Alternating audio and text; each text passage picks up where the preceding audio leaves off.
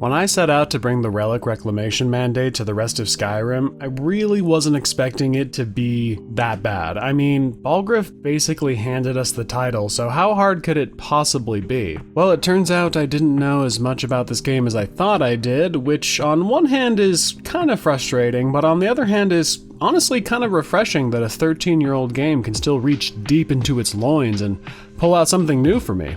Either way, we gotta start somewhere, and it's gonna be right here. Roll the intro! We're trying to fill up this museum in Solitude with every unique thing we can get our hands on, and there's well over 4,000 things to collect, so we're gonna have to leave no stone unturned. This is the Relic Hunter's Guide to Skyrim.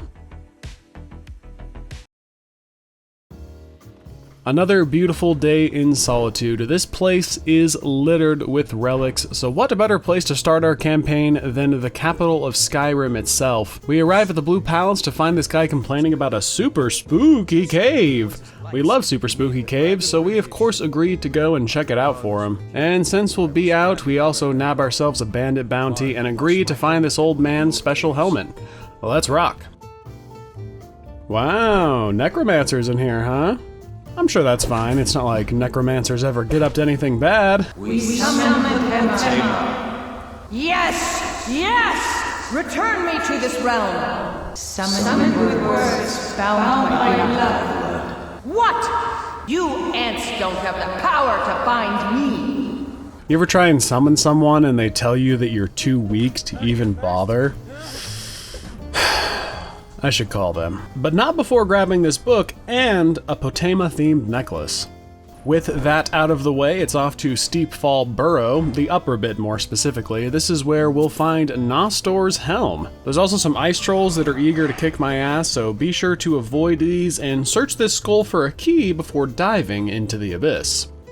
Down here you'll find a chest with the adamantium helm of Tohan. Looks cool. Last stop before we head back to Solitude is the Wreck of the Orphans Tier. I guess there's bandits here that need killing. Not bad. Got ourselves a ferry and a ship in a bottle. How wonderful. And with that, we can return Dawnstar's helm. Let me show you an old trick I learned as a scout. Makes it harder for the enemy to notice you. And let the steward know about the whole necromancer cave thing. Please tell me you them.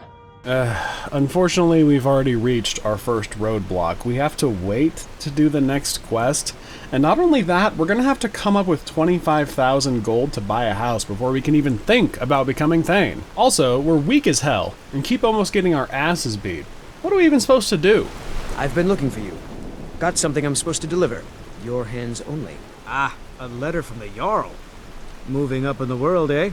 Yes, this is exactly what we needed. Another Jarl eager to court the Dragonborn. I mean, it could have been a nicer place overall, but I'm willing to take anything I can get. In this case, what we get is to kill a group of bandits that double-crossed the Jarl here. The cut they were giving me was good at first, but now it's time to clean things up. Well, that's just great. Gods know I love doing shady stuff, but just for our own peace of mind, we're also going to recover Runil's journal. I misplaced my journal in a cave I was exploring. I'll pay for its return. Righto, here we are at Knife Point Lookout. No big deal, just a few lowly bandits. We of course wipe the floor with them quite spectacularly. The chief gave me a little bit of trouble, but we played it as safe as possible. Due to a certain mod that we have, dying is something that we ultimately want to avoid as much as possible. I'm on my way to Windhelm to join up with the Stormcloaks. Ulfric has the right of it. Bloated Man's Grotto, huh? We'll have to come back here at some point in the future, but for now, it's where we'll find Runil's journal, as well as some very cool armor and a very cool sword. Now we just gotta get out of here without getting our asses beat. Ah, fuck. Well, I guess this was unavoidable, but it's now time to talk about Shadow of Skyrim. This mod takes inspiration from Shadow of Mordor, and rather than having to reload after death, you are instead whisked away to somewhere else. We wake up not terribly far from where we were, having lost a few of our items, and with a pretty nasty debuff to mark our shame.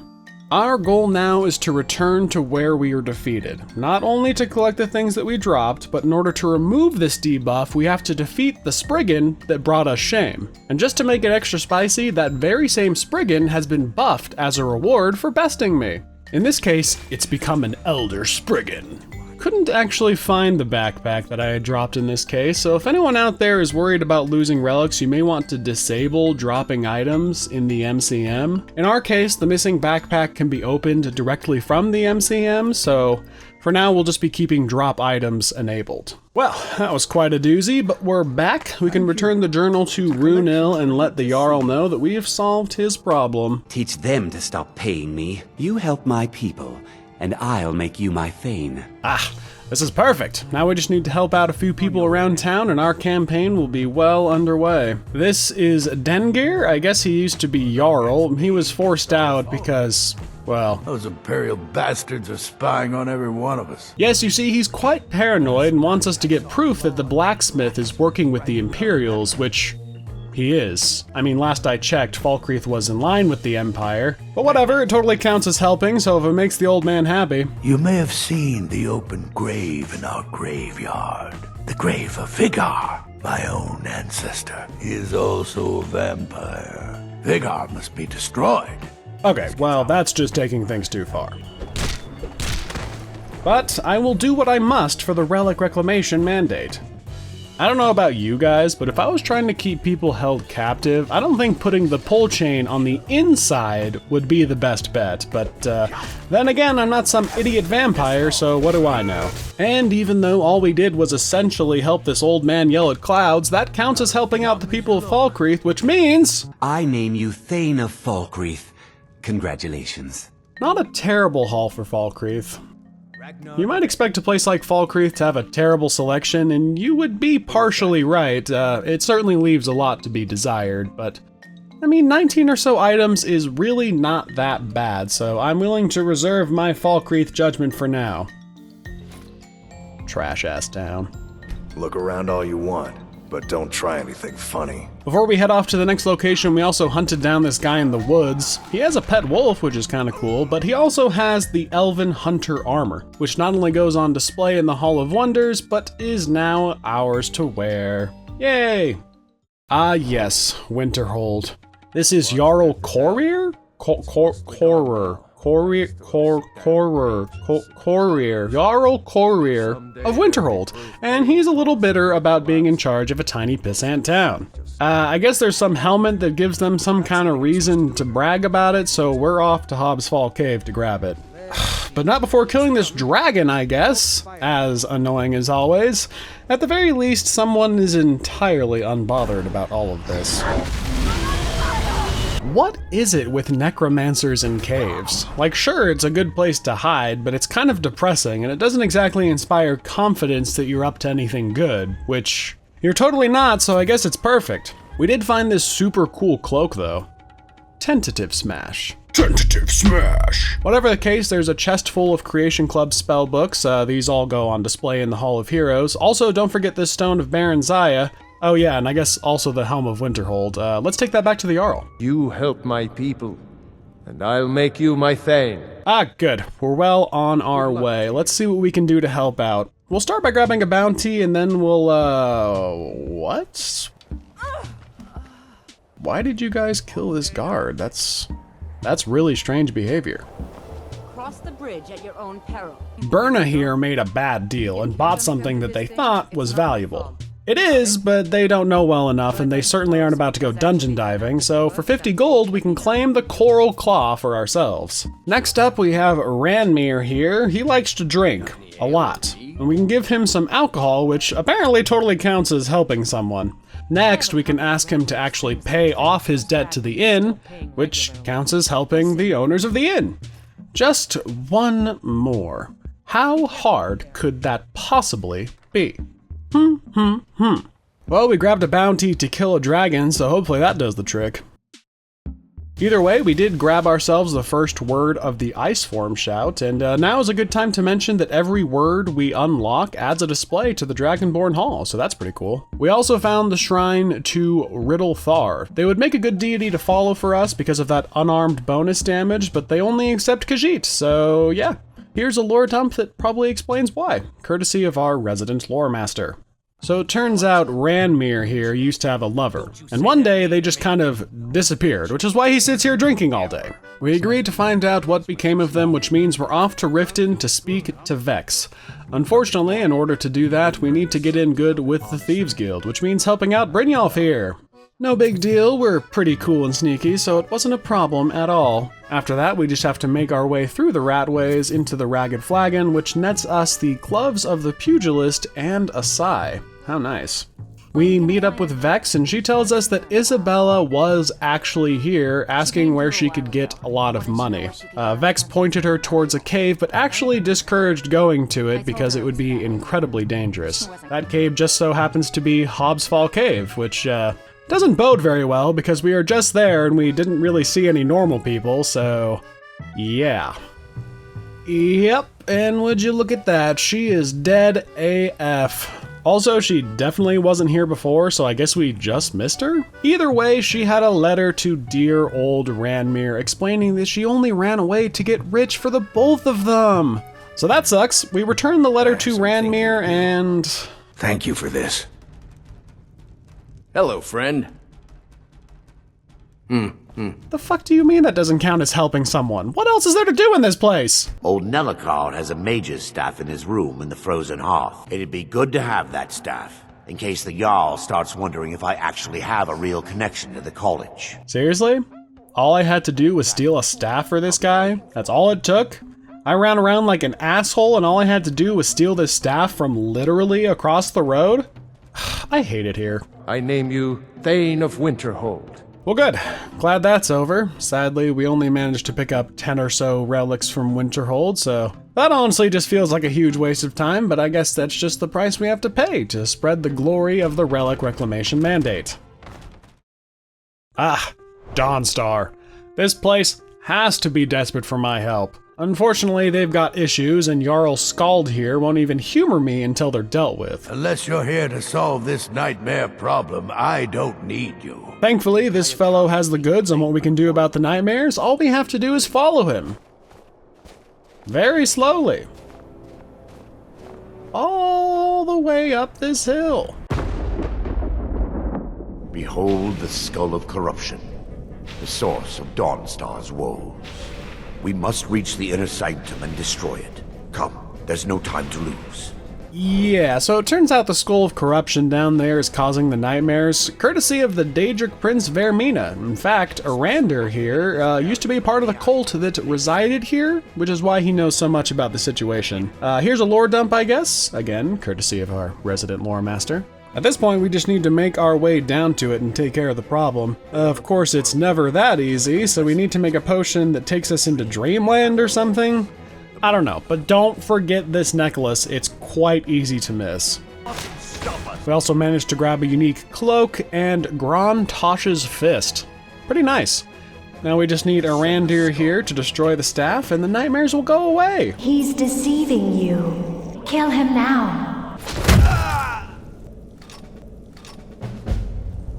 You have my thanks. Righto, with the nightmares handled, we can start helping out around the city. We're gonna start here in the mine, and what's all the commotion? Oh, shit.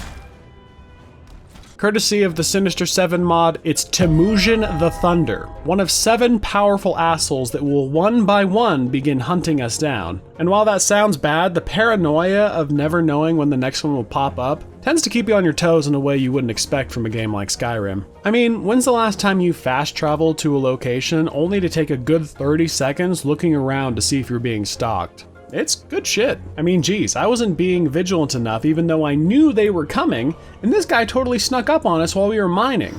How rude! Thankfully, we woke up sort of nearby, and while a death would normally occur a debuff, the fact that it didn't means Temujin here is at least 10 levels higher than we are. This can be changed in the MCM, but honestly, I think that's totally fair. Well, we managed to grab our stuff no problem, but he's gotta be around here somewhere still. Oh, good, there he is, just standing menacingly. It's not like we're that weak. I mean, he did get the drop on us, so I mean, maybe we can just take him. Oh well, must have run off. Fine, I guess that's fair. Where are we? Nightgate Inn? Great. Might as well grab a few things, can't imagine the next time we'll be here. Oh, Jesus. Oh, God, he's here. Why is he already here? Please be gentle. Senpai, please. Senpai, please. Ooh, woo. Please be gentle, Senpai. Great. Just awesome. Now we're in Whiterun of all places. That's it. I'm in desperate need of some kind of bodyguard, and since we're in Whiterun, Lydia seems like the best choice. Oh, God. Oh, good. Good. Look who's here. You won't get the best of me this time, you bitch. Oh, God, you might. Oh, God. Oh, jeez. Oh, please. No. Stand and deliver, motherfucker! Do your work. True Nords never back down. Jeez. What an asshole. Did get a nice fancy mask though, so overall not too bad. This has a spot in the Hall of Secrets. Okay, now that we've gone around and collected our junk, we are back on track. Gonna mine some iron ore to sell off, and it looks like we already have some quicksilver to sell, so that's done. Next up, we're gonna help this old lady find a ring and help this guy find a book. Easy peasy. We found the book in some cave, no problem there, just had to kill a few bandits, and the ring was also no problem, just had to kill a few more idiots, so nothing new there. We'll have to go back to the Forsaken Cave at some point, as it is the resting place of the White File. But we got a while before we have to think about that, so let's go turn these things in to the people and speak to the Jarl. Excellent. You've done us a great service. Here is your reward. Okay, so not so fun fact. Turns out you need to be level 22 in order to become Thane of Dawnstar, and well, we've still got a ways to go, but geez, this game is still throwing me curveballs? And here I thought I was the Skyrim boy. Guess I'm still just some idiot. Kudos on the game for throwing out things I didn't know about though. Guess we gotta go somewhere even more desperate for our help. I mean, certainly this cesspool of a city will be desperate for my help, and it turns out I'm right. There's some kind of conspiracy afoot, and we'll be the ones to figure it out. You're welcome. So, here's the scoop. This house burnt down with a family of 3 living inside. Mother, father, child. The only survivor? The father, Hrogar. A terrible tragedy. Or was it? Witnesses will recall that Hrogar only days later moved in with fellow Morthal neighbor Alva. The ashes that burned down his house and killed his family were still warm. Our investigation leads us to the burnt down house, wherein we find the ghost of Helgi, the daughter that perished in the fire. Usually a slam dunk for investigations, but in this case she won't tell us anything until we play hide and seek with her. A hard bargain, but one we must follow. When the time is right, we find her. Or more accurately, we find her grave. A grave currently being exhumed by a vampire named Leylette. After taking care of the problem, Helgi informs us that Leylette started the fire for Alva. Oh, how the thick plottins! We're soon greeted by Thonir. He works at the local mill, and Leylette was his wife. She had apparently been spending time around Alva before she mysteriously disappeared. This was enough evidence to search Alva's house, but what we found would shock me to my very soul. We found Hrogar, who flew into a frenzy as soon as we entered, and he soon met with a terrible, terrible fate. We found a dagger on the bedside table. Very suspicious, but we'll be taking it for ourselves. You see, vampires aren't allowed to have relics. It's like the law. Upon entering the basement, we were met with a shocking sight. Alva slept in a coffin, something that vampires famously do quite a lot. It wasn't until we found her journal that we knew for sure. Alva had planned to enslave the town with the help of her master, Movarth. And just like that, the tale unraveled. With all the proof in our possession, as well as this unique drink. Again, she legally can't keep this. We returned to the Jarl, who was quite surprised about the news. The traitorous bitch. The only thing left to do? Take out the mastermind behind the whole thing. Or I guess we would, but first we have to kill a dragon. Right, Movarth's lair. This should be easy, you just need to kill a guy. How hard could that possibly be? I'm strong as fuck, I think. Here we go. Can't forget to kill Alva, of course. The traitorous bitch. There's an Empress of Death in a jar here, so don't forget that. Also, Movarth has some special booties that go on display, so don't forget those either. A new hand, the beacon. With that out of the way, all we really need to do is help the people of Morthal and we will become Thane. And we can do that by beating up this guy, selling some wood to this guy, and oh, that's it. That was super easy.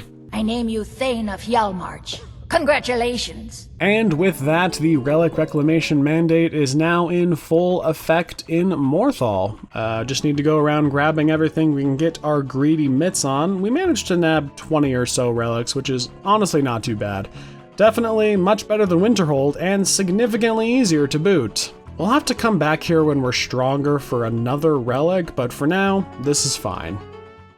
Ah yes, Riften. In order to become Thane of this particular hellhole, we first have to fix the drug problem infesting the city. We can start that by talking to Wu Jita. She's in danger of losing her job at the Riften fishery because she loves skooma just a bit too much. We can give her a healing potion to make this all better, and with a little bit of prodding, she'll give us the information of where she got her goods. We can then take this information to Jarl Layla Lawgiver, who will ask us to venture into the warehouse on the docks to take care of the problem. No big deal, just a few idiots to slay and some skooma to confiscate. We also learned where the skooma is being manufactured, so naturally it's our job to take care of that. We find a cave full of druggies and gamblers. They make for easy targets, and just like that, the skooma trade in Riften is no more. You're welcome. Just need to tell the Jarl about this and we'll be good to go. Unfortunately, we have company. The second member of the Sinister Seven, Amethyst, the Killer Frost. Unlike the last member of the group, this lady is just a lowly mage, so we had significantly less trouble. Well done. While normally the Jarl would mention that they have room on their court for a new Thane, Layla does no such thing, and it is instead on us to go around helping people before we can become Thane. We can do that by giving a coin to this beggar, picking up a sword for this lazy piece of shit, beating up this horse fucker, no wait, and picking some wheat to immediately sell back to these people. But wait, there's more. Branche here wants us to figure out his past, and Alessandra wants us to deliver a dagger to Whiterun to rest with her father. Easy peasy, we're basically a glorified delivery boy at this point anyway. Wasn't a huge waste of time though, we managed to find a couple things while we were out, so all's well that ends well. Lastly, before we can become Thane, we need to drop 8,000 gold on a house, and just like that, I pronounce you Thane of Riften. Now this place was loaded. 41 different relics? I mean, I know most of them are books and gems, but that's still something worth bragging about. It's not like any of those other stupid places. This place may be a drug-ridden, thief-owned hellscape, but god damn if they don't have good tastes. These will all make wonderful additions for my museum. And no, you can't have any of them back. They are now mine forever. Thank you, and fuck you. But wait, there's more. Ivarstead is part of the Rift, so we'll just head there next and see what's laying around. You see, the Relic Reclamation Mandate extends to more than just the city. It's the entire hold. And you may be thinking, but Jimka, doesn't that mean you were supposed to check out Rorikstead in the last video? Shh. Yes, but don't worry about it. We did find ourselves a ferry, a shrine, and this cornemuse en route. Not too bad, all things considered. Ivarstead itself had a few good things, most notably is this bow in Temba Widearm storage area. The last stop today will be Shore's Stone.